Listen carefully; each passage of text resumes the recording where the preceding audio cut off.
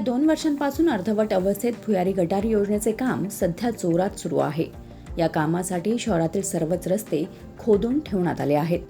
मे महिना संपला तरीही भुयारी गटाराचे काम अर्धवट आहे.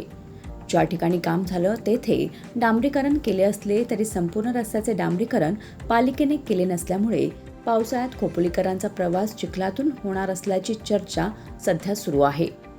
खोपोली नगरपालिकेच्या भुयारी गटार योजनेचे काम कोट्यावधी रुपयांच्या निधीतून सुरू आहे. गेल्या 2 वर्षांपासून अर्धवट अवस्थेत ते आहे. भुयारी गटार योजनेसाठी खोदण्यात आलेले रस्ते लाखो रुपये खर्च करून बनवण्यात आले होते.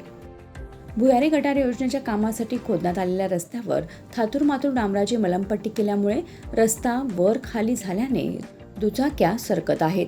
खोपोली शहरातील अंदाजे 40 किलोमीटरचे अंतर्गत रस्ते आहेत. या सर्व रस्त्यांवर खड्ड्याचे साम्राज्य पसरले असून रस्त्यांचे डांबरीकरण हे भुयारी गटाराच्या खोदकामामुळे रखडलं असल्याची सूत्रांची माहिती आहे. मे महिना संपत आला असून पाऊस कधीही येण्याची शक्यता आहे.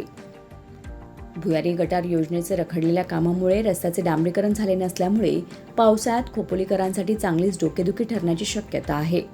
Bureau report, news 46, Raigad, Khopoli.